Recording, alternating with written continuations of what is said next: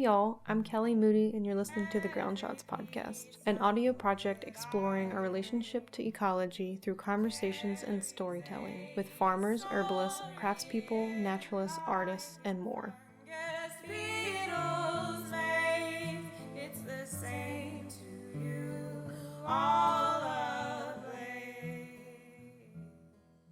Hey y'all, it's Kelly. Welcome to the Ground Shots podcast. I am in Ukiah, California, still at my friend Nina's place, and I've been here for just the month of December, and it's been really sweet. I broadcasted the last episode from this location as well. You can hear my little camp heater in the background that's in my camper, and I'm excited to start releasing some of the Old Ways series interviews from this summer when I was at the homestead of Jim Croft and Melody Eckroft during the Old Ways of Making Books class that I've been teaching at and also learning tons at the past few years in Santa, Idaho.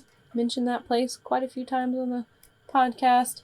This summer I did some interviews. I interviewed Jim Croft, and it's going to be a little bit before I put that one out, and I interviewed Brien Beidler and Mary Sullivan for this conversation, and Brien and Mary both were sort of co-teachers, also students, because anyone hanging out with Jim Croft is like a perpetual student. He as well considers himself a perpetual student, but they both came out, and they have been out there before to take a class with Jim or intern with him or teach with him, and they have taught with him or spent time with him outside of his homestead too, and they just have been really influenced by him. We sat down at the end of a 3-week workshop period, so all of us were there 3 weeks, and this was the day before Mary was about to leave, and we were sitting by a fire area, like where we did the bark tanning and having gin and tonics and just reflected on our experience in the past 3 weeks. Brien Beidler has been inspired by historic bindings and is consistently delighted by their ability to harmonize fine craftsmanship, quirky but elegant aesthetics, and evidence of the hands that made them. Though traditionally structured and bound with integrity, Brien's bindings seek ways to create new compositions and juxtapositions of these historic precedents. So Brien makes these really neat little books that are a mix of modern and old, kind of like Jim Croft makes these old medieval books. And Brien makes sort of a different version of that, and he also makes tons of tools, so naturally a healthy love of the tools of the trade followed suit, and with the generosity and encouragement of other tool makers, Brien also created a limited assortment of specialized hand tools for bookbinding and related trades. And over the last 9 years, Brien has taken and taught a ton of classes and tool making workshops, and he currently lives in Bloomington, Indiana with his wife and his cute dog who was at the workshop.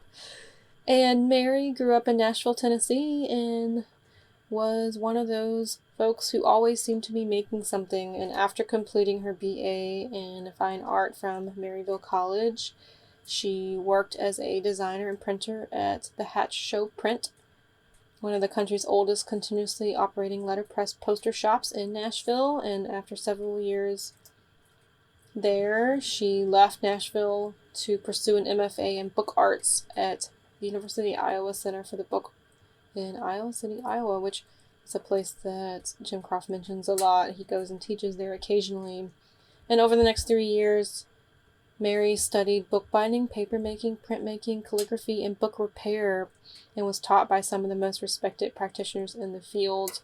And you go on her website, and some of the prints that she's put together are freaking cool and amazing and beautiful. I would highly recommend going and looking. She carves them all by hand, and I'm just like blown away, especially the botanical ones. And upon completing her MFA in book arts in 2014, she moved back to her hometown in Nashville, Tennessee, and founded Crowing Hens Bindery, where she designs, makes, and sells everything from blank books to letterpress printed stationery, decorative papers, art prints, tools, all made by hand, one at a time. So in this episode with Brien and Mary, aside from it being fun and funny, because we all seem to have a lot of, like, humorous banter during these past 3 weeks, we talk about how Brien and Mary met the bookbinder and printmaker Jim Croft, and how he affected their relationships to bookbinding, printmaking, papermaking, and craft in general. We talked about how learning about bookbinding and craft processes at Jim and Melody's homestead in northern Idaho is unique because of their land-based lifestyle. How Jim's books are modeled after medieval era books but are unique to him in northern Idaho and the land and the plants in that place. We speak on the scavenging nature of Jim Croft's craft process. We talk about Brian's focus on bookbinding, tool making, etc., and his focus on making his books and tools accessible to everybody. And we speak on Mary's focuses of bookbinding, printing, art making, and her graduate school research on paper making production. We speak about how industrialization affects the slow craft process of bookbinding, especially when using materials from the land and doing the process by hand and with the focus of quality books in mind. We talk about the effects industrialization has on the consumer's expectations of perfectionism, something that didn't always exist in bookbinding and paper making historically. We do a little speaking on bookbinding history, and we talk about the responsibility of carrying on the trade of bookbinding and not losing the knowledge of how to make different styles of books. We talk about how capitalism affects our understanding and treatment of books. And lastly, we speak a bit on the value of art versus craft in our culture. So with that, let's go ahead and get to this first conversation that is in the Old Ways series from this summer at Jim Croft and Melody Eckroft's homestead. So enjoy this conversation with Mary and Brien, y'all, and feel free to give us a review on iTunes. I would love that, and support us on Patreon if you get something from this podcast, and happy listening, y'all. Burn, burn with the light that reveals our faces. Burn, burn with the heat that will warm these places.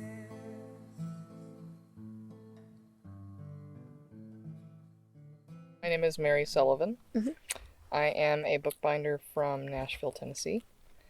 And I first came out here in 2010 while I was working at a print shop and had discovered bookbinding, discovered Jim's feature in the Penland Book of Handmade Books, and was fascinated by the process and his story, and started a year-long snail mail correspondence with him and saved up for the workshop.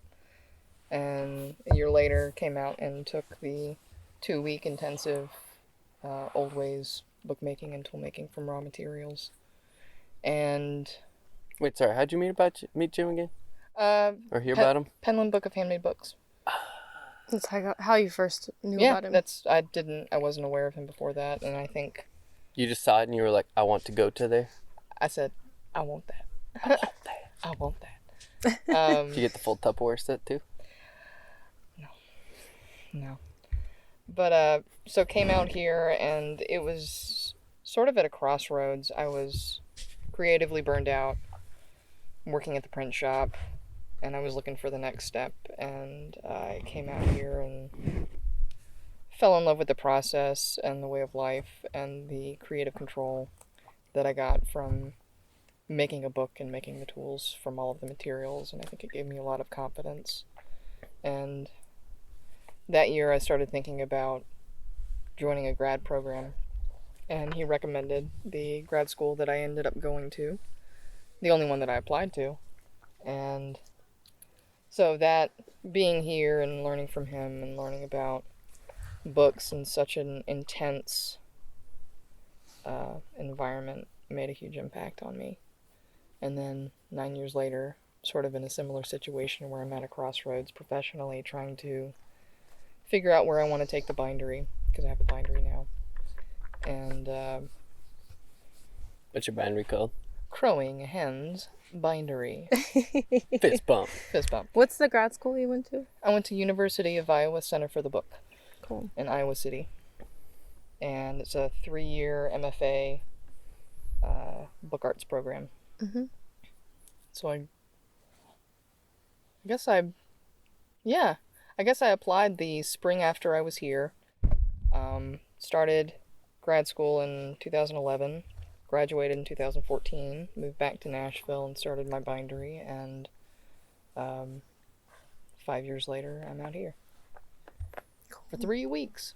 And what? But we've all been with each other every single day for I know. 3 weeks. Yeah. And we don't hate each other. Hey, nice koozie.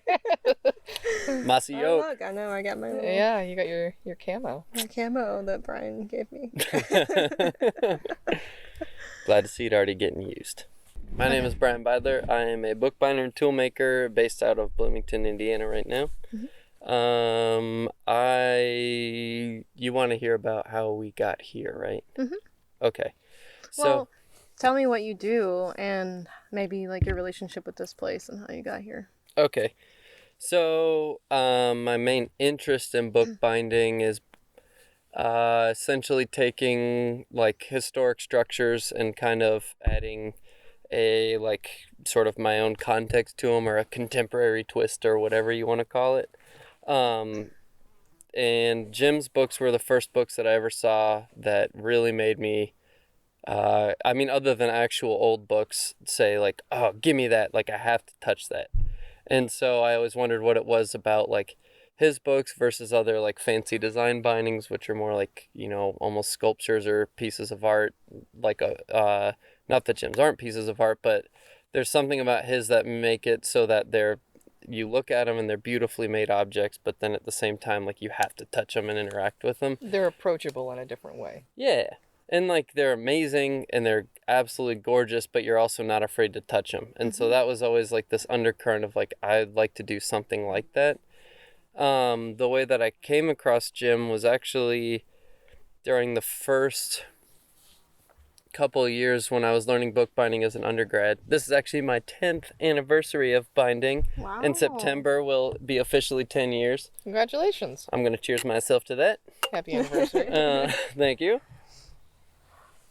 And so when I was first learning, my first mentor and teacher, Marie Ferrara, who is the head of special collections at the College of Charleston, there was this girdle book in there, which is a medieval style binding, and it was like a model someone had made, and I was like, oh, this is so cool, like I'd love to do something like this. And she was like, oh yeah, like a student of mine went out and there's some guy somewhere in the Northwest in Idaho who like they go out and basically do everything but cut down the tree to make the book. And anyway, this is from that class. And so I had always, since I first started bookbinding, Jim as like a mythological figure had like featured into my like aspirations. And I went to the Guild of Bookworkers, which is like the national organization for all the book arts. They have an annual meeting every year where 150 bookbinders from around the country all get together and talk books and share structures and kind of, I guess get out of their houses a little bit.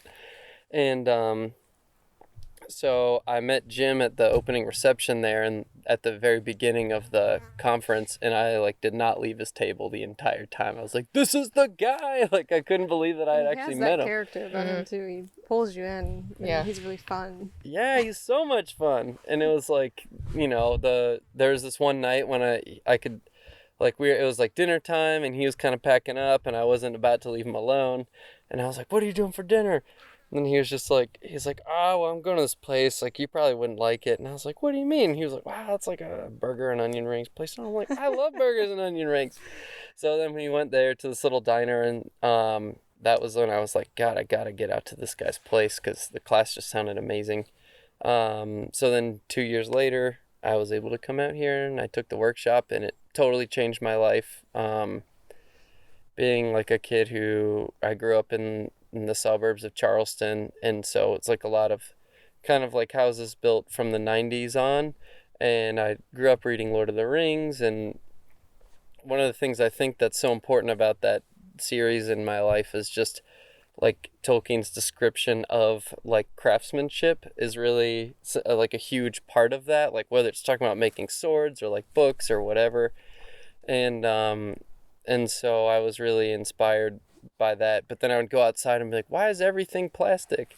And not that I had like a bad upbringing, like my parents are great, my family's great and stuff, but I was like very frustrated by like the woods that I would go play in were like surrounded by like parking lots and stuff like that. And I always wanted something like that seemed more real. And Jim was kind of like the first gateway into that like reality. And then it was kind of like once I met him, I started meeting people all over the place that were sort of more into like, I don't know, alternative lifestyles or whatever you want to call it. So, but when I came out here, I was like, oh man, this place is incredible. Because it's not just about the book making process, but the way they live. It's like this whole experience. It's too. part of it. Yeah, absolutely. Yeah, the books are part of it. And Jim's only half of it. I mean, you know, Melody has so much influence over how the workshops run, and I mean, she feeds a dozen people 3 times a day, and none of us are losing weight, which I'm sure we all anticipated or were hoping for. But I mean, she's also a skills crafts person in herself. Is. Like it doesn't. I feel like she's kind of this undercurrent stronghold in this whole thing. Yeah, totally. Well, and it's cool too. I mean, I love when she comes because you know she's not really that directly involved in the workshop at all until like you get to the fibers and stuff, and she comes out and does like a little demo, and it's really nice getting that like little glimpse into like Melody as teacher, because she tends to be like a behind the scenes person, like very intentionally. Like I'm always surprised when we're out there working and then you see her like Melody's like, oh, you know, I think I'm gonna go crochet out here with everybody for a little bit, and then she disappears for like 4 days or whatever. Yeah. So, but yeah, it is a really nice like balance between their two energies. But I love when she does the spinning demo. I mean, she did the exact same. I remember the like almost verbatim the same spiel this time, but for some reason this time the way that she said it, even though it was the same, like clicked with me. She was like, you know, think like spidery as you're holding the fiber and stuff, and I was like, oh yeah, I get it now. Even though I still kind of suck at it. Drop spindle? No, just the drop spindle. Drop spindle. I'm still not good at spinning, but at least like understand how it's supposed to work. I mean, I used it. Yeah. So that's a step up. But yeah, so cool. That's kind of how I got here. So have y'all encountered anything like this before, where the process of making a thing like a book is done at every stage practically? I mean, for the most part, we're not going and cutting a tree down for the wood boards, but like, have you experienced anything similar to this anywhere? No, I mean, I think you could say the same thing for printmaking. Some would feel like that is letterpress, that you're essentially a print carpenter and you're building blocks and putting words together in reverse and trying to make some sort of pleasing and informative design, but you're not making the presses and you're not making the type. And even though you might carve blocks to go with everything, this workshop is very different in that you're in a very unique environment, but you're also making the tools from raw materials, and you use those tools to make other tools, and then you make books using all of those tools and materials together. It's full immersion. Yeah, no, I would totally agree with that. I was talking to Winter, who's here for this week as well, and he was telling me like that the person who told him about Jim and Melody, the way they described it was, you're never gonna need to unlearn anything that you learn at Jim and Melody's. So you might not pick up everything you need in the book world to make every style of binding, but there's everything that you do learn here will help you within that craft. And I mean, the biggest thing is that it's like hands-on materiality. Like I worked as a book conservator for 4 years before I went off and started working for myself. And in like the book scholarship community, there's this, or even just in scholarship in general, there's like this, like the idea of like materiality is becoming like really important, or like the realm of that where people are like, well, let's talk about like how these materials were influencing the things that were being made at whatever this time is we're studying. And so within like the book realm, even, you know, a lot of people have opinions about like which materials are better and stuff, but Jim's like endless curiosity has really pushed the sort of like, well, here's why these materials are better than other materials, and like kind of giving you the tools to evaluate stuff. Instead of reading other people's descriptions, you can have practical ways of evaluating those products for yourself to see what works well and what doesn't, and more importantly, why, or what you can do yourself to kind of make it happen. And in a lot of ways, his lifestyle, homesteading in the middle of northern Idaho woods, gives him an opportunity to study the materials in the exact same way.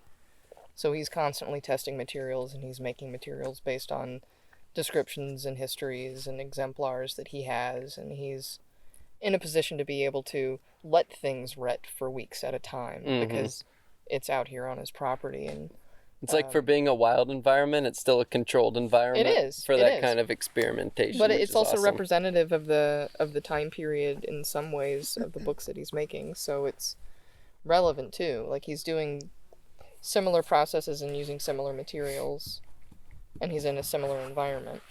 Yeah, it's funny because even though, like, if you look at his books, you wouldn't look at them and be like, oh yeah, I thought that was a 14th century Gothic binding. You look at it and you're like, oh, Jim made that. But there's like his process, his way of using what's around him is, I think, more authentic than people who are like, oh, well, in order to make this book we had to order this from Germany and that from England and this from that. He's like, well, when they were in those towns and doing those things in those villages, they were using what was around them.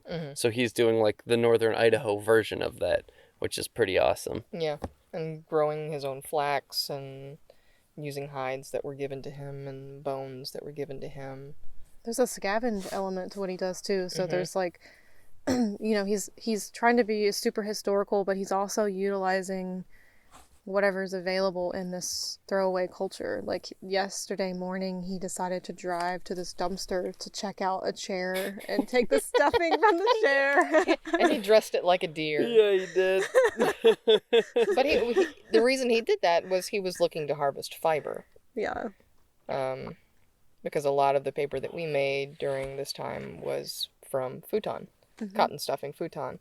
And so he was harvesting materials from discarded items. And he didn't just use that, he inspected the entire futon. He skinned the futon.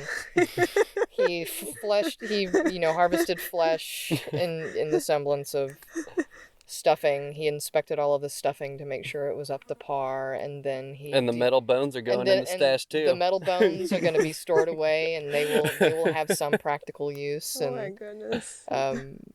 He's very organized in that way, and that everything has a use and everything I'm excited to come back in 15 years and for him to be doing something and be like, or I'll be like, oh, Jim, like, you have a piece of metal like this, and he's going to be like, it's from the chair. Lazy boy. Yeah. And there's a joy in his face too, and he's like, 20 years ago I scavenged this from this place, and look what I got to use it for. Yeah. And futon paper and recliner paper. Right. Oh, he goes on these road trips too, like every year, or almost every year, through to the East Coast and the South to teach at folk schools and universities. And he has this caravan that he collects wood and like tools and all the... Yeah, he collected wood at my house. He was in Atlanta for Dard. Friends of Dard Hunters, a hand paper making group. It's the Guild of Bookworkers for... It's Guild of Bookworkers for hand paper making, and so he was in Atlanta for the Dard conference, and was passing through Nashville on his way to visit you, actually, and I still hadn't met you at that point. We were still rivals. Buying each other's tools on eBay before the other could bid higher. But also telling them where to get them. Exactly. Oh my God, you got to get these. But he passed through town, and I never thought that he would pass through Nashville or that he'd get to meet my family, but it just happened to be on a Sunday. Pizza night. And it was pizza night, and so he drove up. He called me ahead of time, or you called me or something. Somehow he got in touch with me.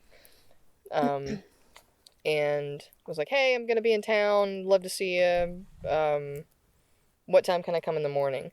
And he ended up stopping at this little place called the Hermitage Cafe Mm-hmm. on 2nd Avenue in downtown Nashville at 4 in the morning. The slogan should be party all night, Yeah. quiet all morning. 4 in the morning. Yeah, and so he stopped there and he had coffee and... Because he drives without sleeping. Right? He does. Yeah, turbo mode. And then he came to the house at around 9 in the morning and met my mom, met my sister, met my dogs and my cats and my brother, and randomly I just mentioned, I know that you collect wood. Do you have osage? Would you like some osage? Because we have some limbs that we need to take down. He was like, I love osage. It's perfect for all handles. And so yeah, he climbed through his van. Which van was this? That was the Dodge Caravan. That The was first Dodge Dodge Caravan. And he basically untetrised the back of the van to find a saw, a limb saw, and then showed me a dolly that folded up that he was really proud that he had, and then he gave me a bunch of files, needle files. So we had a good talk about that. But then I climbed the tree, and as I was climbing the tree and bending down branches, he would cut them. So you get to climb your tree, your tree fix in? Yeah, I got my tree fix in, and I monkeyed around the trees, and he was able to cut them, and then he harvested them and cut them to length, and then you guys were headed to Guild after that. Mm-hmm. And then he just sat and ate pizza and watched football with my family on the couch, like, he was supposed to be there, and everybody got to meet him. Yeah, he's so personable in that way. He can just fit right in anywhere. Oh, he was excited to watch football because he never gets to see it. Well, and that was one of the things that I first fell in love with about Jim was like the complete lack of pretension. Mm-hmm. Like he's doing such badass stuff all the time, mm-hmm. but then he is the most approachable person ever. Mm-hmm. And that makes it more exciting and approachable for people. Sometimes it's really easy when I feel like I've talked to some people who are doing back to the landing stuff, and they make it sound super intense, which I know it's a ton of work, but it seems unapproachable in a sense, mm-hmm. or they take this moral high ground when they talk to you about it, and he doesn't do that. He's just oh, this is what I did, and it's really fun, and this is why I like doing it, and blah blah blah. Mm-hmm. And then it makes you just be I want to participate in that. It makes it easier for more people to be involved in a more I don't know, quote unquote sustainable lifestyle or whatever. And he's the same way about books too. He doesn't have any hidden secrets that he isn't willing to share with other people too. He will tell you about every part of the process, and if you have a question, the best thing about him too is that if he doesn't know, he'll tell you. Yeah, I love that. Make stuff up. Yeah, I love that. I like that he asks a lot of questions too, and he's mm-hmm. inquisitive and constantly learning. Even he's 72 now. Mm-hmm. That he doesn't in have, October. In October. Yeah, 72. yeah. He doesn't come off the word mansplaining comes to mind, or someone who's at his age I know everything, and I'm going to interrupt you halfway through every sentence and tell you exactly everything I know. He doesn't mm-hmm. do that. No, he doesn't. He's still learning. Mm-hmm. And he knows that. Yeah, that's a dream. I think about that a lot, is trying to be well, because I've noticed too when I started working for myself 3 years ago and started kind of developing oh yeah, here's kind of my system for making the type of books that I make and stuff like that. And then I would get in an environment where there are other people around, and I would find myself being oh, well, that's not how I do it. And then I was Jim in that situation is always well, how do you do it? I mm-hmm. want to know how you do it, because maybe I can learn from that and incorporate it mm-hmm. Into his repertoire or whatever. Mm-hmm. And that openness is really inspiring, just the ever curiosity, or constant curiosity, and unwillingness to give up just because one thing he tried didn't work. Mm-hmm. It's pretty awesome. Yeah. Or that he's a certain age and okay, now I'm retired. Done. No, yeah. He's got plans for another whole lifetime. Yeah. Yeah. He's anyway, when the stamper's up and running again, and we got 9 years. Humart Part 2. Yeah. Another whole edition on the house. Mm-hmm. Yeah. Yeah, really. So, y'all have connections to the book through Jim, and to parts of the process through Jim. Is there any particular part of the process that you take home with you that you really have focused on or focus on the most? It seems like I can perceive that both of y'all have kind of like focuses in the way that you make the book. So maybe you could speak to that. You want to go? I got one. Go for it. Okay. I would say the first time that I went, I think that I've been back here twice for this workshop, and the first time that I went was I brought back in, it was more just like a whole different way of like looking at raw materials as like potential for stuff rather than like waste or like thing you buy, And so it was like driving down the road, I would see like someone had felled a tree, and I was like, oh shit, that's like red oak. I mean, that's what I made my book covers out of. Yeah. Like or like Jim always shows me he would show me these chunks of wood, and I was like, God, that is like the ugliest piece of wood I've ever seen in my life. He's like, I made this all from that. And I was like, that is like the most beautiful tool I've ever seen. And so he like really changed how I started to look at materials and things like that. This time it was interesting because it was a lot more specific, I think, because like I came sort of knowing a bit more about his process, and also you mentioned those road trips earlier, and for the last 3 years I've had the opportunity to like go on the road with him for those big fall cross-country road trips and help him teach workshops and stuff like that. I think he just wants someone to help him unload and load the van. Mm-hmm. Keep him on track. Yeah. Drive so he can. That's not possible. Car. Yeah. Or make buttons. Oh my God, that was so funny. He's always like, it took the first road trip. He like really, I could tell he was uneasy about me driving, and because he didn't really know how I drove, and so then he was kind of like, well, like. I would be like, oh, do you want me to drive? He's like, nah, I'm good. And then like there's this one point when we'd been driving a while, and I could tell he was getting sleepy, and he finally was like, okay, Brien, you can drive. So like I drove, and I was like, so anyway, Jim, like what? And he was like, just like totally passed out in the seat. And so now it's like more and more I get to drive more and more and more every time. Yeah. Anyway, but where was I going with that? Oh yeah, so this time I feel like when I came back, I kind of had more specific things that I wanted to get out of the workshop, and kind of more specific goals rather than like, I mean, obviously revisiting things that I already feel comfortable with is really refreshing, but with this workshop, the thing that I really plan on pursuing a lot more is fiber stuff. So hopefully growing things for growing fiber for thread, mostly for sewing thread. Flex. Yeah, flex. Or flex. learning to identify dog bane where you live so you can... Yeah. Well, that means you have to drive by. I need help. No. Yeah. Well, you gave me a book that you made, and it's different than Jim's books, but it's similar in certain ways too, right? The sort of some style of it, but... So you don't necessarily make all the paper for every single book you do, or like... make all the components, but there's certain things you focus on, like tooling and stuff like that too, and making the tools, metal tools for making books. Yeah, tool making has been a huge thing, a huge influence. Besides like his whole like materials side of things, for me, tool making was like, I saw that and I was like, oh man, that's like crazy. You can make your own tools that are like really functional for books. And so I became really interested in like kind of the historic methods of putting gold on leather books, and the little stamps that they would carve for some reason were just really appealing to me. They're also really expensive if you want to buy them new and even used. So I thought a fun alternative would be to learn a little bit about metalwork and engraving and woodworking for the handles and stuff like that. So the last year or so I focused a lot on trying to work out that technique and also the tools for that technique. But no, you're right. I think that's something I get really frustrated with is not really having the facilities to get everything from, I could definitely try harder than I do, but to source all my own materials and stuff like that for the books that I make.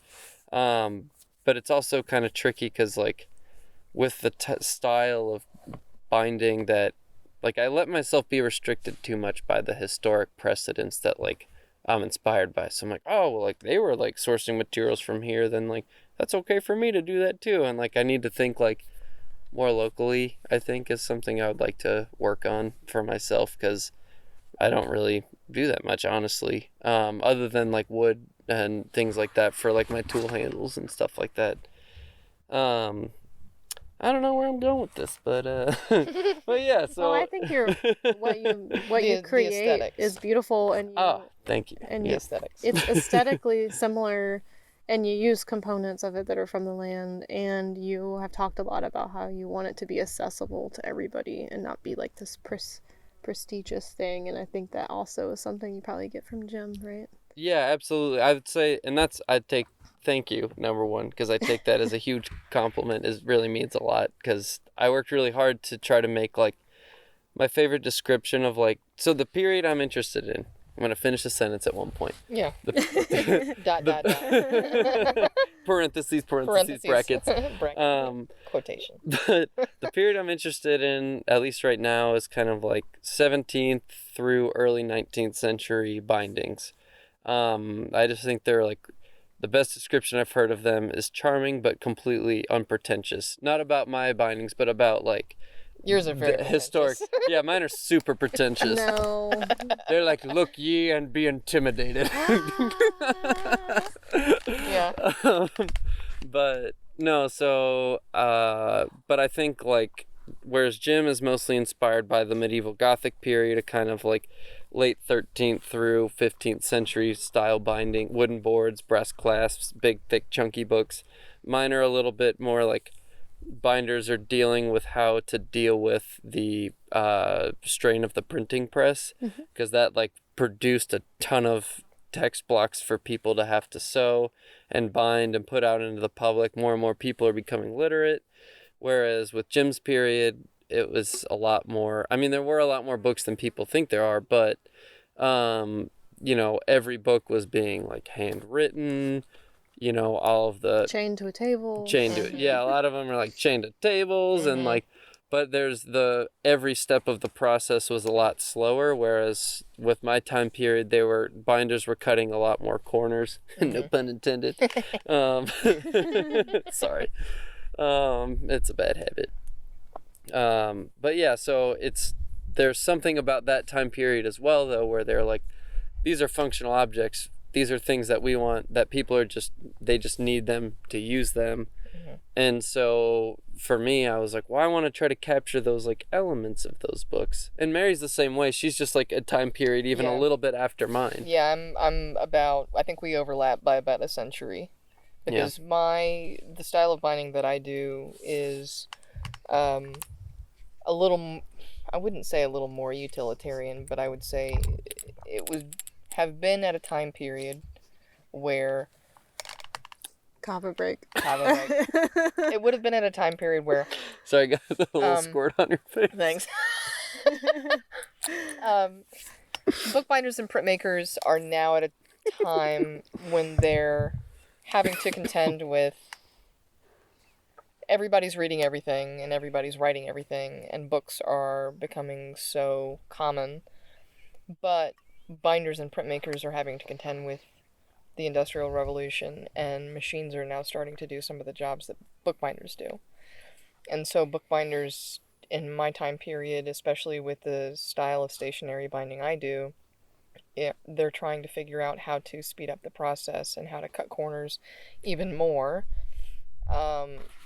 And what I find fascinating is that despite the sacrifices and creative decisions that they're having to make based on the utility of the object versus the durability of the materials and how a book functions, they're making commodities. So the style of binding that I'm interested in, I think we're both interested in stationary binding. Blank books with the intent to be written in, filled with words after they're bound. My books, there's not a lot of preciousness to my books. I mean, the dimensions are bigger, the corners are chunkier, pleated turn-ins for the corners. I mean, everything about them is designed to be overbuilt. and aesthetically very different from books of a previous century or any books that would have been designed for printed work, I think. Also, the reason Mary mentions pleated corners is because one of the main there are like several details that, fine and design binders kind of judge each other by, and one of them is corners, where they're like, how did you put the leather over that corner? Like, I don't want to be able to see any evidence of like handwork in the corners, and I want to see it. And I think Jim's that way too. It's one of the reasons why he never finishes a book. He never does the turn or the paste downs, because he struts that structure. He struts that structure. He wants people to be able to see how the books are put together, and he likes to be able to teach and demonstrate the process by which a book is made and all of the components that go into the making of a book. And with I'm fascinated with springbacks, and springbacks are very lumpy and chunky, and they function in a very specific way, but all of the components that you make for each individual springback, all of them are evident. You can see all of the little edges where they lie underneath the paste downs. I mean, the corners are pleated because there has to be material there, because these books are designed to be thrown around on a table and used for years and years and years, and they're heavy and they're bulky and they're big. And same thing with the head caps. I think the other thing that bookbinders tend to judge each other on is their head caps. Will you describe what a head cap is? A head cap is on the top and bottom of the spine edge of the book, and it is where the leather from the spine of the binding is turned into the book, onto the spine, I guess. And in fine binding, it's a challenge to style them a very specific way, and you have to pare down the material in a very deliberate, delicate way so that when you turn it in, you don't see a seam where that extra material is on the inside of the spine. Whereas with stationary binding and springbacks, it's chunky and there is a utility to them. The reason that they are so big is because they have to protect the spring that is built onto the book by hand for each individual book, and it's designed to protect that spring, which makes that book function in a very specific way. Were they always built on the book? Or could you, when they were like really in peak production, would they be made? In peak production, they would actually have spring irons. So they would have almost like a... like a mold kind of thing? Yeah, a mold. It would be a positive, negative, and they would be heated, and you would have something akin to like laminated binder's board or Davy board or whatnot, and you would size them to whatever books you were making, and then you would have a series of curves, and then you would have a male and female clamp version of that, and you would just push them together. You would ka-chunk them together, it would steam and dry them together, and it would mold them to that specific shape. So, cool. Historically speaking, it's really hard to know all of these things, because also stationary binding, I guess in both of our times too, they were commodities. So each individual company didn't want anyone to know how they were made. They were very proprietary. So it's really hard to study some of these books. One, because they're utilitarian and people don't like talking about structure. And two, because companies really held onto their trade secrets and didn't like to document how they were made. Which is a pretty awesome difference between those times and nowadays. Because nowadays the community is so small. There's like more than enough room for everybody, and everyone is so... That was one of the most inspiring things when I first got involved with books, was like... Sorry to completely change the subject. No, that's good. But it was like how generous everybody is with their knowledge. And especially like in Charleston, there's not like a huge bookbinding scene. You know, there are a few people that do it, and they're all generous with their information, but you could also be like, oh, well, I know this person up in Massachusetts specializes in this type of binding that I'm interested in. You can just like dig up their email just from a little searching around, send them an email, they write back to you in like a day. You got yourself a new pen pal / remote mentor person. Yeah. I think with this community, and you touched on it, there is almost a responsibility to pass it on and to make sure that, you know, this doesn't become a lost trade. And in some ways, we're book evangelists in that we're trying to... Non-dogmatic book evangelists. Non-dogmatic book evangelists. Well, I mean, you know, you teach and I teach and Jim obviously teaches, and we're And Kelly teaches. We're makers, but we're also educators. Not books, but we educate people too. So even if people aren't interested in learning how to make the books, we like to give people access to the process, because we both have social media profiles, and we talk about the process. We don't just say, here's a thing I made and why don't you buy it because it's great. But we like going through the process because it's great. Because it's great and you need it.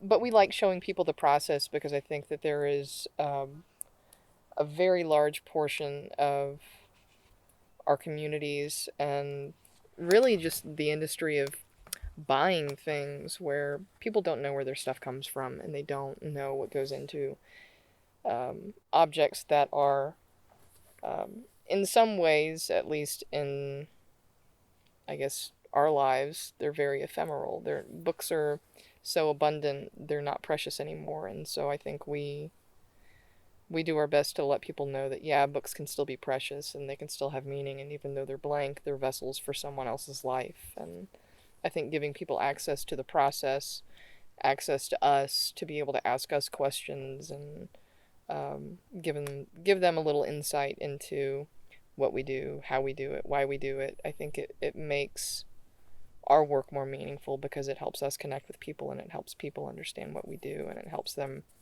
value their words when they put them in the books too. I mean, I think all of that goes together. Yeah. It's kind of funny, because I was just thinking, like, I don't even really know why I like books so much. I don't either. Like, it's just Something to it. Yeah. It's like, I don't know, of all the crafts, like, it's definitely not the most lucrative. Right. And No. there's a bunch of different materials that go into it, and There's something magical about it when Yeah. it comes into itself as like a separate. It becomes a thing separate from all the parts. Right. yeah. When you're a part of that process. It's like somehow greater than the sum of its parts. Like when I'm really feeling like not giving bookbinders any credit, I'm like, we're just a bunch of compilers of other people's trades. Like you have paper makers and printers and authors Tool and things makers. like That's that. important. And Doug was mentioning yesterday or the other day, because I was sanding my book that I made this session. Which you finished. Yeah. Yeah. Yep.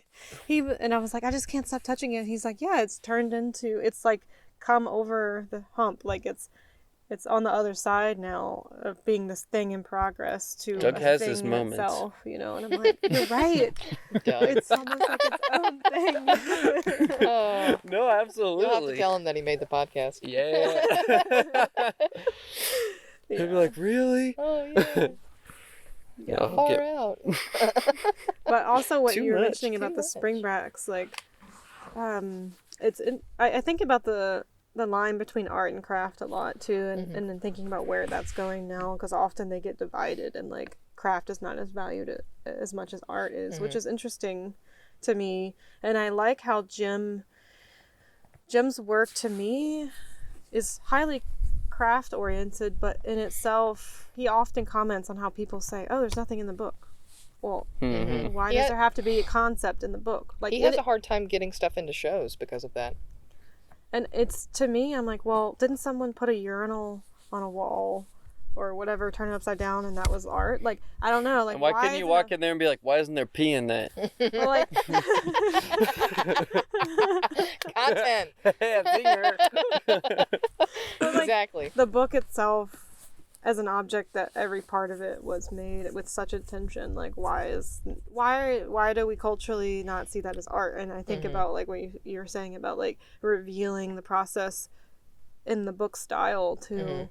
There's something to that, and like art is usually this medium that we use to communicate ideas in different ways, so that we can like communicate about something other than just having a conversation. So I don't know, I think that craft to me is like, there's no fine line between those things. I think it's important to blur them, and I think y'all are both artists and craftspeople in different ways, so like maybe what do you think about that? I think there's like nothing more, this is about as dramatic as I can get, but there's like nothing more profound, intimidating, but also like inviting and exciting. I didn't mean to rhyme that.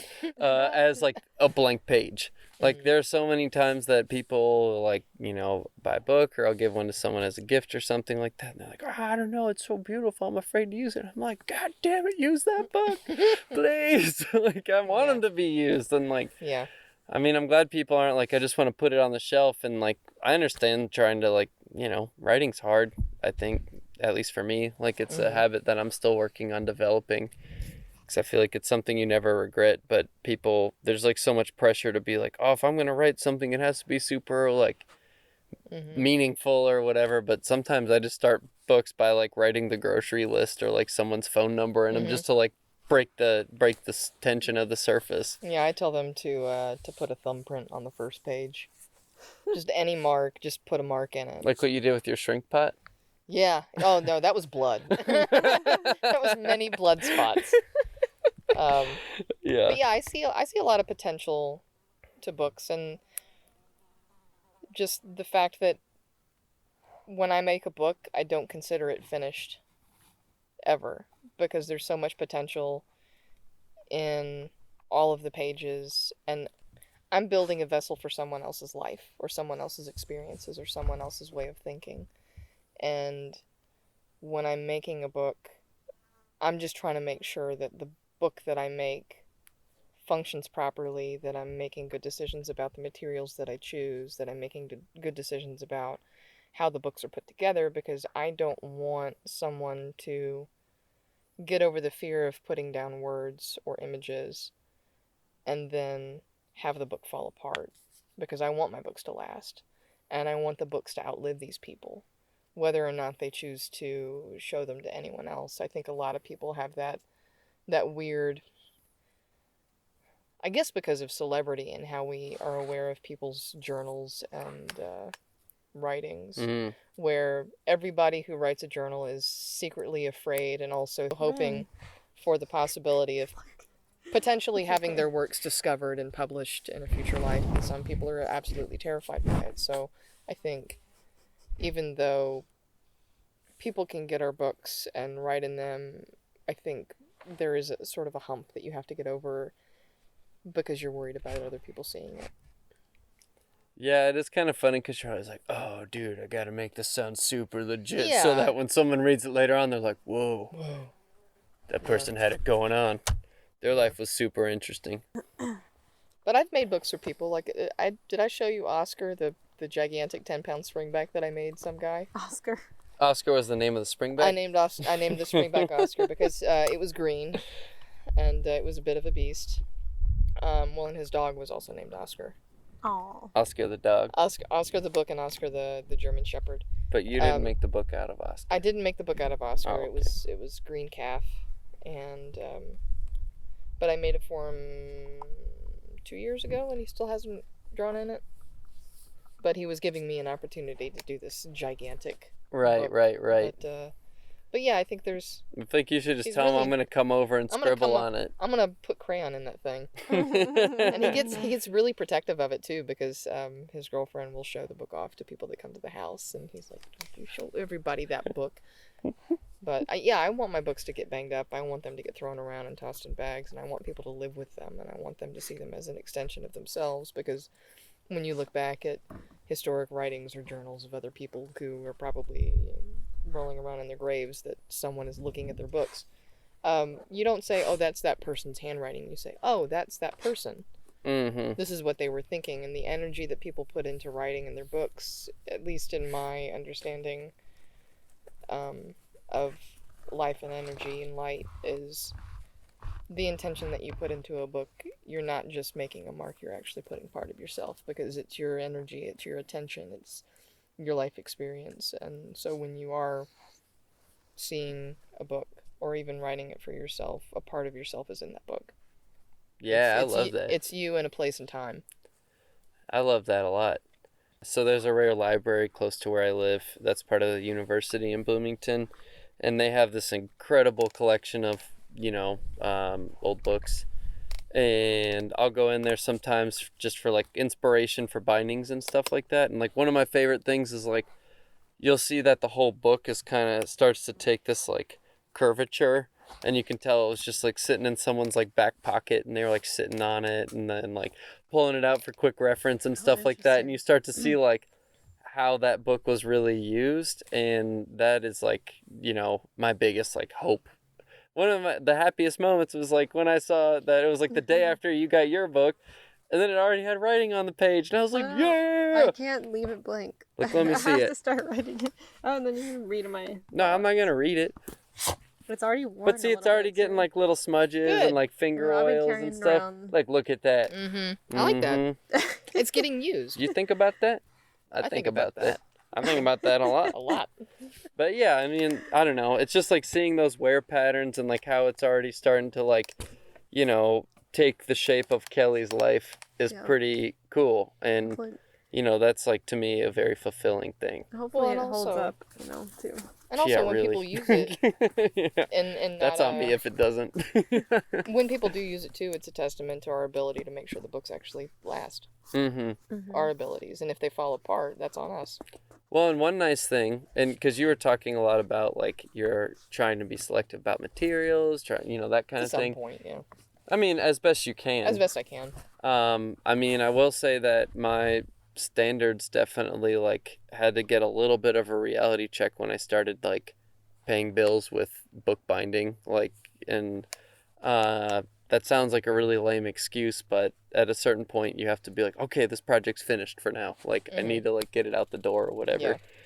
I know I didn't go to like a bookbinding program or anything like that, but it is interesting when I do go to like teach little like workshops there for tool making or something, that you like the students' standards are like these like platonic ideals that are like unattainable.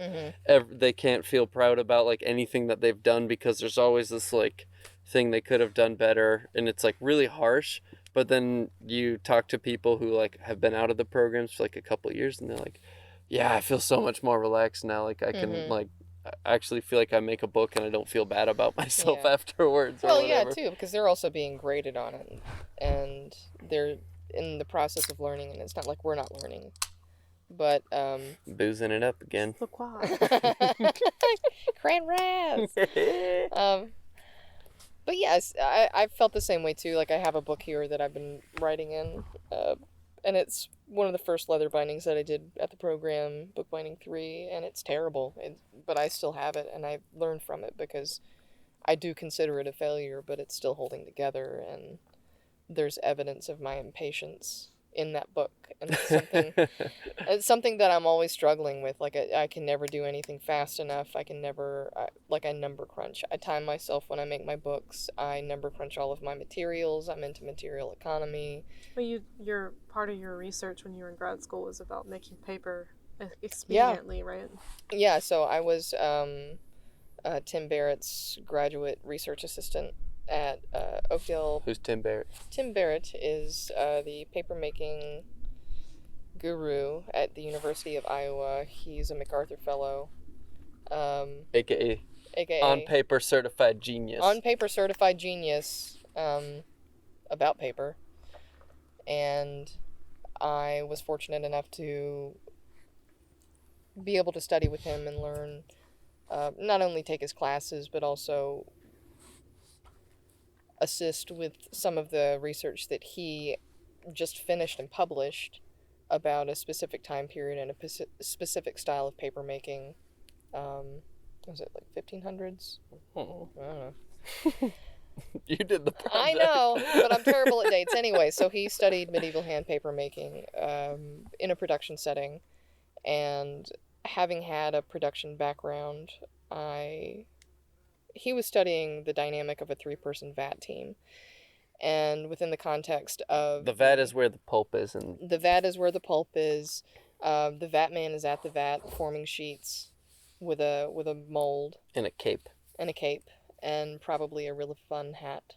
And so the VAT man forms the sheet onto a mold, dipping it into the vat to get pulp. The VAT man sends that sheet, still draining, on an ass board to the coucher. And the coucher is the person that lays down the freshly formed sheet onto a set of felts, wool felts, and then hands the mold back to the vat man. So there would be 2 molds and 1 decal, and the decal is what contains the pulp and prevents it from sliding off the mold. So you have a screen, which is where the pulp goes, but the Mhm. decal sort of sits around that as like a picture frame, basically. Right, yeah. So he was studying the 3-person vat team. So in addition to the vat man and the coucher, there's also a person who is called the layer, and the layer, after an entire stack of freshly formed sheets between felts is pressed, the layer is responsible for removing those freshly pressed sheets, still very delicate and fragile, onto what's called a stack, no, a pack, and that will get pressed later on. But as the layer is removing freshly pressed, still very damp sheets from the post, those felts would then be given to the coucher. So there's this semblance of production in the 3-person vat team, but all the while there's still an entire warehouse of people in the paper mill that are responsible for making sure that there's enough pulp for the vat, that there is active beating going on, that there is fiber processing going on, that after the pack is pressed, that there are people making sure that they get it into spurs, which is an even number of sheets lightly pressed together that then hang on cords in the uppermost parts of a paper mill. There are people that have to do that. There are people who have to size sheets. There are people who have to flatten sheets. There's this entire production facility dedicated to handmade paper, and I think with my background in production printmaking, I sort of nudged him into, well, what about all these other people that make sure that this happens? Like, it's not just these 3 people. And so we sort of did a roundabout way of trying to figure out how to accomplish this it seemed like a really random number of sheets. Every paper mill that mentioned how many sheets they made in a day, a lot of it had to deal with how big the paper was, the quality of the paper that was being made, and also I guess just their general output. And so this one number kept sort of being repeated or approximated, and it was 2,000 sheets in a day. And we spent about a year trying to figure out and prepare, okay, well, if we're going to try to do this, we don't only need these 3 people, we actually need other people helping, because we're also not professional hand paper makers. We're academics. We're studying this process. And so we had vat teams who would relieve each other, and they would cycle through. And then we would also have people laying and couching the sheets. We would have people hanging the sheets. And Tim would be reconstituting pulp that he had beaten weeks before. I mean, it took him weeks to make enough pulp just to make enough fiber for us to try to accomplish this goal. But we had this limitation that we were trying to meet, and we said, okay, what would be the typical working day of someone in this era? And we were like, 10 to 12 hours, okay, as much daylight as there is. And so the summer that I graduated, we hyped it up a bunch and got a lot of people from not only the university and the program, but also a lot of local hand paper makers in the area to come and assist with the project. And the first time we did it, it was stressful because he was filling an order. So not only were we trying to accomplish the 2,000 sheets per day, historically mentioned output quota for hand paper making for a specific size, which we called chancery. He was also trying to fill a specific paper weight and a specific paper quality. And for people who are trying to work incredibly fast and also have this thing in the back of their minds that, well, we have to reach 2,000 sheets, but we also have to form good sheets of a specific weight, we didn't meet that goal. And I think we The first time we attempted, we probably only made 1,500. We made 1,500 sheets, and which was far less than what we were hoping for. And a year later, he decided that he wasn't going to try to fill an order, and we used a fiber that we were familiar with, a fiber that wouldn't give us the same problems that we were having. We were going to use really hot water because that speeds up drain time, it decreases the amount of time that the vatman and the coucher have to exchange molds with each other, because you can't couch the sheet until it's drained enough. And if the water is hotter and the pulp is hotter, as a result, the water is freer and it will actually flow out of the paper faster and make the the whole process work faster. But he prepped the fiber for a long time. He was reconstituting it. We did basically the exact same thing, and we did it. We beat it. We actually reached our quota and did a little extra. And we had enough pulp to keep going, and we were like, no, we're done. How long did it actually take? I would have to look back. I think it only took us 8 hours. Oh, wow. Yeah. Damn. So why be concerned with production? Like, we're in a place where, like, Jim has some books that he takes 15 years to make. Mm-hmm. He has a hand stamp paper mill where he will make 15 sheets of paper in a day. Yeah. Like, I guess, so we're all here because we get something from being reminded of that slowness and that incrementalness of the process, right? And I guess, why, I mean, I don't know if he's necessarily production focused with I don't think Jim is. That's not really what is, but I'm just curious why. Why production in the paper sense? Yeah. Well, with Tim Barrett's thinking, and I think he's right, especially with paper, it's a product of utility. It's meant to be used. It's designed to be used.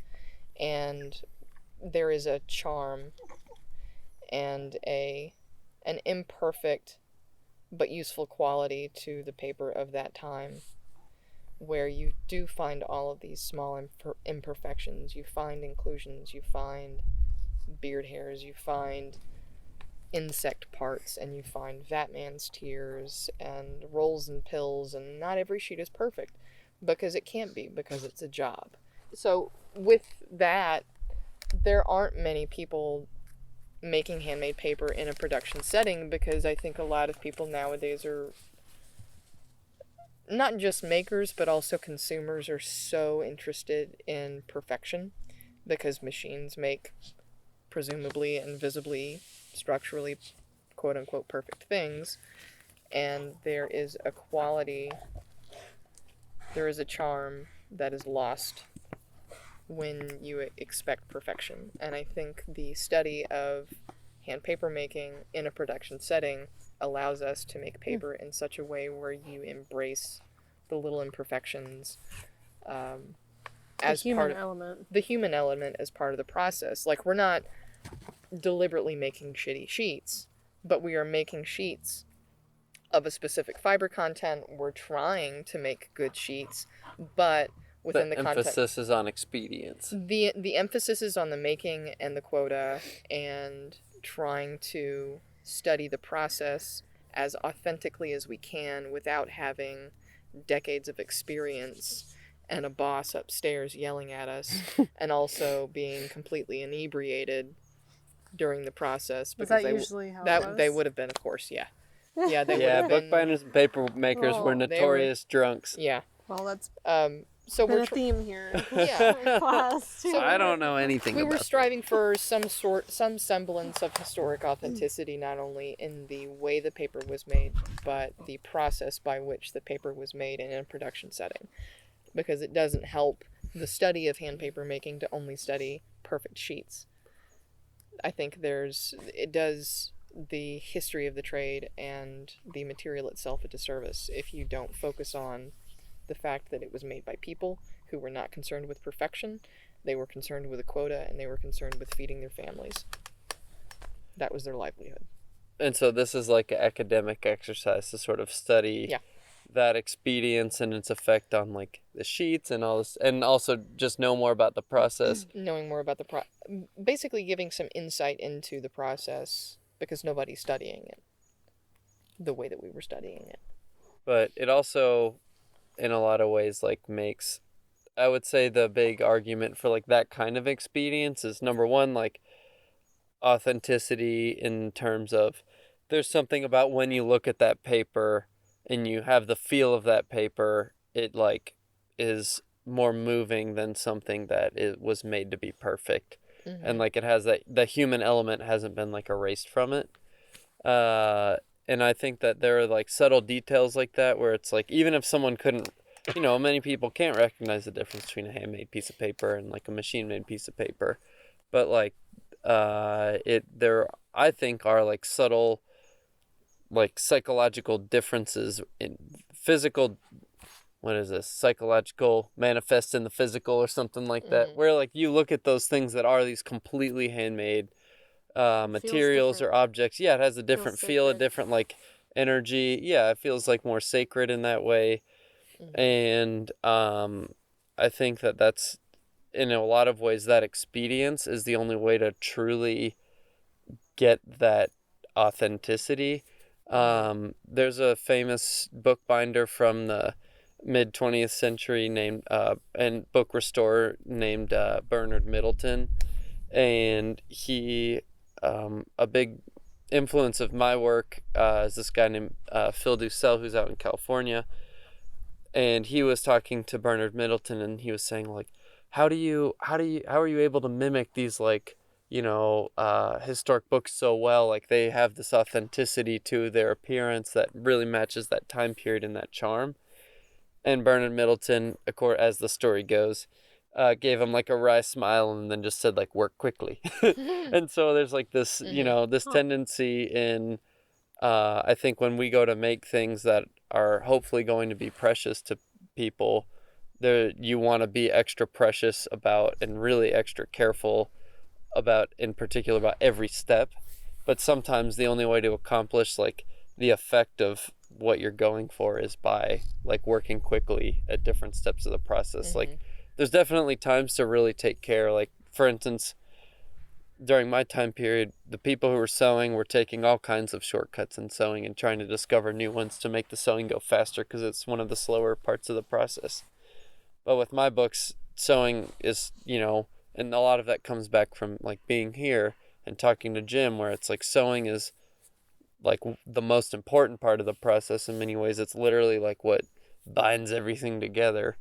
And so if you don't take care with that, all this other effort that you've done is like kind of out the window, because it's like, well, the whole spine of it all, also no pun intended, is like thrown out the window. Right. And so, I mean, you helped Jim teach a lot. Well, both of y'all really, and anyone could ask you questions during the process, but I think we're both technically work study. Yeah. Yeah. I mean, y'all both could. I mean, there were so many really skilled people this year at this whole thing. I felt like it was awesome. Everyone was a teacher. It's the best kind of class to be a part of. I was more of a student at the book part, but yeah, but I mean, but you were teaching leather. I mean, the last time that I was here and we tried leather, we had no idea what we were doing, and I think it was miraculous that we got anything that we could even put on boards. Yeah. But this time we have someone who knows what they're doing and can explain the process and is energetic and open enough to get everybody excited about doing it, even if it's, so outside of what people would normally do in their daily lives. Just now, I was like, I don't know if everyone's really excited. Are you kidding me? This leather. I'd be doing that right now if we weren't talking. No. What I was going to say too is that you often reminded me when I would get frustrated in my perfectionism making my book. It's fine. Put paste on it and move on. And Jim sometimes is like, no, you have to get that page perfectly right. You got to get this thing, but then there's some things that he does too where he slides around that. So it's interesting to see your different teaching styles in that way. And I found that kind of relieving. And my book actually, I felt like turned out better to me. Maybe it's because now I have more experience too, but like it turned out better to me than the one where I like spent a whole day trying to get like the round perfect or whatever. Right, like, right. Okay. Well, I mean, that's one of the nice things about like the workshop setting is there is like a deadline, so it sort of forces that expedience. Like, it is really nice when you have like infinite time. And I mean, it is like, I think that is like one of the mysterious qualities of this place is like, Jim says like, oh, the most common question we get when we have the workshop is what day is it? It's not like what time is it? It's like, I don't even know what fucking day of the week it is. Like, Yeah. I know, I have to think about it for a second right now. Saturday? It's Saturday. Yeah, Saturday. Yeah. I leave tomorrow. Every day is a work day. Oh, no. Oh. Don't Unless I get do it. stung and then I can't fly. Hey! Let's do it. No, I'm not doing that. Because I also might be dead. So we'll Maybe stop. did. Maybe did. Maybe did what? No. Well, Maybe did. Maybe did. Do y'all have anything to add to at the end of this conversation about, like, you've been here a couple times before, or at least one other time, and you are now coming back. What you feel like is going to be your biggest new inspiration or takeaway from this sort of homecoming experience of coming back to a place that inspired you so much before? Like, I think for me, the first time that I was here, it put me on a path to... It gave me permission to indulge in something that I've finally discovered as being a personal passion of mine, because I had never had that before in my life. There was nothing that I had ever been like, this is my calling, this is what I want to do with my life. And, I actually sat out, I escaped. It was the last night of the workshop, the first time that I was here, and I escaped and ran into a bush and just stared at the lights in the middle of the night and cried, because it was... I was hoping you'd share that story. Yeah. And I had my aha moment. And so the first time that I was here, it set me on a path to be more intentional about making and discover anything and everything that I could about books and how they were made, and how to roll that into a business where I could have as much creative control as I wanted to. And now that I have the bindery, I'm at another impasse where I'm trying to figure out, okay, well, how fine do I want to make my books, and how much production do I really want to do, and how much do I want to compromise to be able to try to make a living exclusively with the bookbinding and the printmaking, and how much attention do I want to spend on the things that really make me happy about the process. And so I think coming here was sort of an opportunity to revisit what it was that got me so excited and passionate about my trade. And also this time it's been about the people. I mean, this has been an unusually spirit-driven, just nerd camp for not only book people, but like people who actually... Hacky sack enthusiasts across the country. Cherry pit hacky sack enthusiasts. Making crazy shit all the time. And just meeting people that maybe only knew of each other at the beginning, but like we all have in some really freakishly weird way have managed to bring out everybody's positive attributes and build each other up, and we're all learning from each other. And I think that is probably going to be my biggest takeaway, that these are the people that I've met in the last 3 weeks are people that I would do anything for. I mean, this is a community now, I feel like. And with the last time I was here, I loved those people dearly, but I haven't kept in touch with them as much as I would have liked, because it was really about me learning about myself in the process. And now I'm learning from people, and I'm helping people learn, and we're all learning this together, and planting seeds for each other too. Yeah, building community. Yeah, I would say coming back, it was really cool because it's like you have something to give, but also always something to learn. And like for me coming back, it was really neat because like I was really familiar with the process, or I mean, more familiar than a lot of people who are coming here for the first time, and I was able to like feel like I was contributing something to the group rather than just coming and be like, what can I take out of this workshop?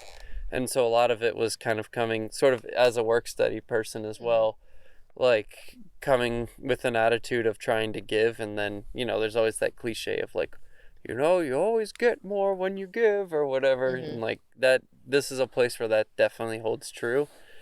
And I mean, for me, this is like the source of like my life inspiration in a lot of ways. I mean, as far as, in so much as like places can be that, like, I think, you know, meeting Jim and meeting Melody,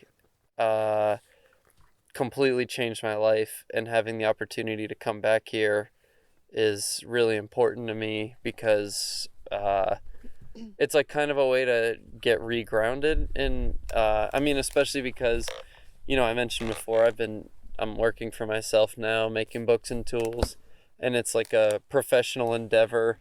But when you're working your buns off to, like, you know, I live in a town in Indiana, and like, my wife and I don't make that much money and stuff like that. And so it's easy to be like, all right, well, like, I need to like crunch some numbers to like make sure this can happen and stuff. And like, coming back here, You're reminded of different ways it can look too. Yeah, I mean, and certainly that's like our long-term goal, and that's something we're working towards pretty actively right now.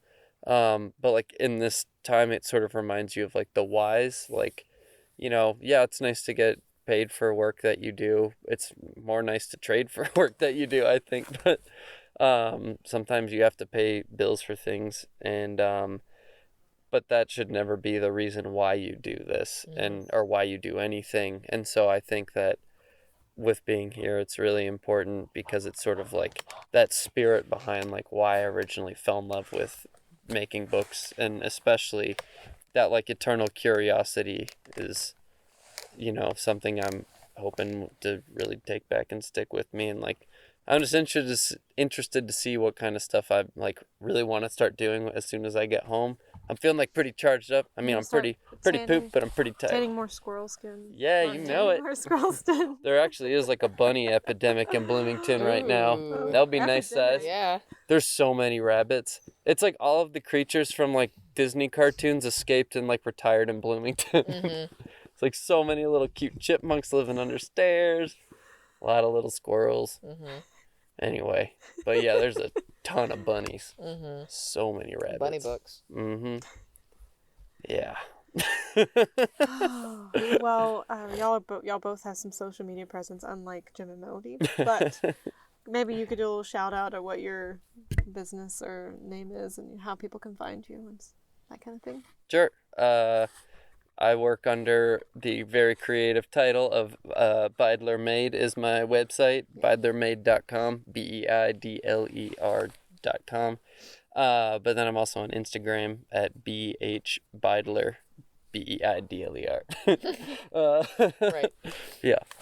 And my bindery is called Crowing Hens Bindery, crowinghensbindery.com, and my handle for Instagram and just about everything else is at Crowing Hens Bindery. Cool. And thanks, Kelly, for having us on here. Yeah, thanks for sitting down. I know we're all so busy trying to make stuff, and you're about to leave. And I know. Gotta make another ping pong paddle. Oh, Mr. No. Stiffy's being softened right now. We're like, he's getting a good beating. Hey, it didn't hurt. Yeah. I could go for another squirt. Yeah, me too. Well, more than one right now.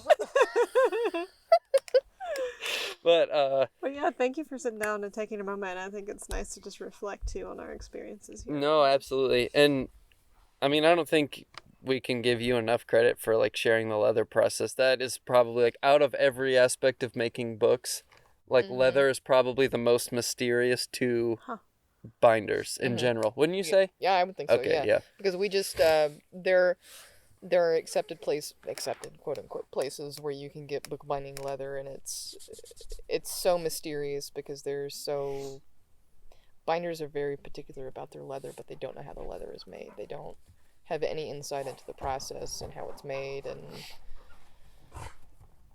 being able to see it and also participate and learn and have some degree of confidence leaving here knowing where your materials come from and potentially have the confidence of trying it on our own. It's a big That's deal. how I learned. Yeah. I learned with people, but then I also just kept experimenting. I'm really inspired by that. Yeah. So huge thank you to you. Yeah. Ren wouldn't have this cool Primmy collar without it. Don't scratch it too much, Ren. Yeah. Oh no, it's meant to be worn out. It is. Yeah. A little tongue hanging out. Anyway. Yeah, I mean, I have access to a lot of leather kind of science because of being more involved in the ancestral skills community, so I'm really interested in how those worlds can be more engaged with one another, you know? Totally. So I really hope the seeds I've planted, even though I definitely don't feel like an expert or anything, but imparting enough knowledge that I really want to see. I'm really curious to see what people do with it, and I'm really excited about, like, y'all both used little bits and pieces of leather. Oh yeah, I've got three of your leathers on my little miniature Old Ways springback. I didn't get 3. I only got 1. Like that indigo dyed one. Yeah, the indigo dyed is the leather lining for the spine. You know what's crazy about that? I'll just, before we end this, that blue, there's like a story behind every hide. Oh, I want to know it. And that blue one, the one that's indigo dyed, I was on the coast of North Carolina with some friends. Actually, my friend Matt Hansen, who's about to come here to hang out with Jim, and I and some other friends were trying to go fishing and explore the coast of North Carolina, like the inland sort of Alligator National Wildlife Refuge area. Mm-hmm. And we were staying with a friend of Matt's, and I was walking down the road one morning early, and I walked over one of these bridges, many little rivers and waterways that cross around everything, and there was a hide laying on the bridge that a hunter had laid there, and it was kind of in crappy shape. And I pointed out to Matt. He was like, "You should do something with that." And so I grabbed it, and then proceeded to take it back to the mountains of North Carolina and tan it. But it had all this fat burn on it, which is what happens when you leave the fleshy, meaty stuff like in the sun. It'll burn some of the hide, and so I think in that area, it's like a practice for hunters to just hunt the thing they want. They put the skin on the bridge for whatever reason, or just they throw the skins. But this one was just laid over the bridge, and it was like a small mule deer. And most people would normally just throw it away, bury it, be done with it. But I was like, I'm gonna keep tanning this, and the thing stayed with me. Like, it traveled from coastal North Carolina to western North Carolina. I tanned it. It had all these little weird burn spots all over it. I didn't even scrape it that good, like, you know. And then I brought it cross country, came back, and then I decided to dye it in indigo before I even smoked it. I didn't even know what I was doing, just to make it look better. And then I smoked it, and then I was like, God, what do I do with this thing? And it's made its way into so many little things, like the backside of this. It's the same hide. The backside of this carrier. That's awesome. For the recorder thingy. For the recorder. It's cool that it's now on the back of your book, and it's making its way to Tennessee now. So. I want a piece. You can have a piece. Yes. Well, you're getting a piece. You're getting this stupid book. Oh yeah, I got a piece. Wait, you're getting the book? Yeah, he's got to trade me something really good for it. Yeah, That's yeah. cool. I'm gonna give her like a little piece of button or something, button wood. That's awesome. But I like seeing what people do with things, you know, and that collaboration is really cool to me. Yeah. So, well, let's go and continue on with our little projects. Pour some squirt. Let's go pour some squirt. All right. Yay! Thanks, y'all.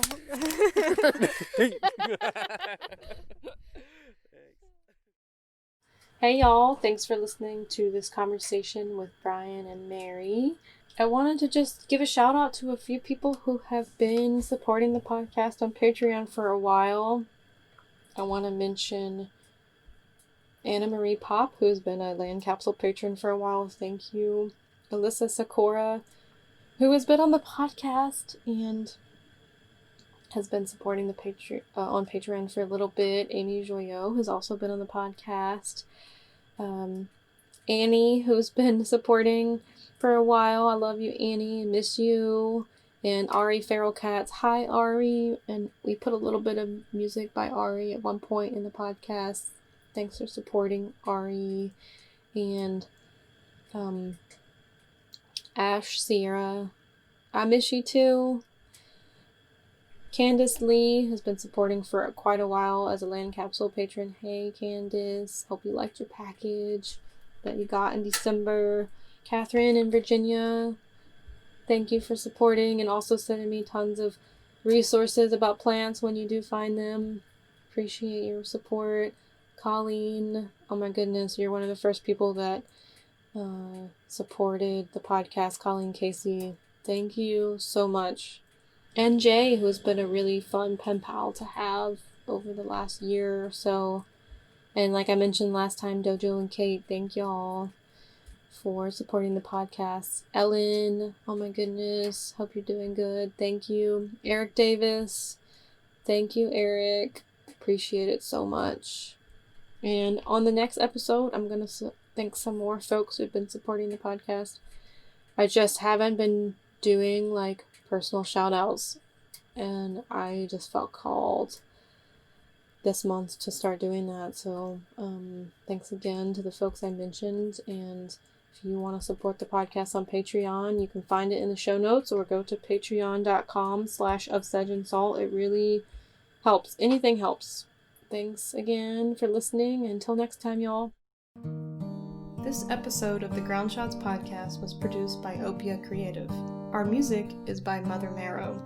If you'd like to help us continue to make this audio project a reality, consider becoming a monthly supporter on our Patreon page at patreon.com/ofsedgeandsalt, where we have rewards like entry into patron-only giveaways, additional audio interviews, extra educational content, and much more. You can also share our work and give us a review on iTunes. Visit our website at ofsedgeandsalt.com to see what else we're up to and a log of our episodes when they come out. Check out our show notes for information about how to find us and our guests. Until next time, y'all, thanks for listening.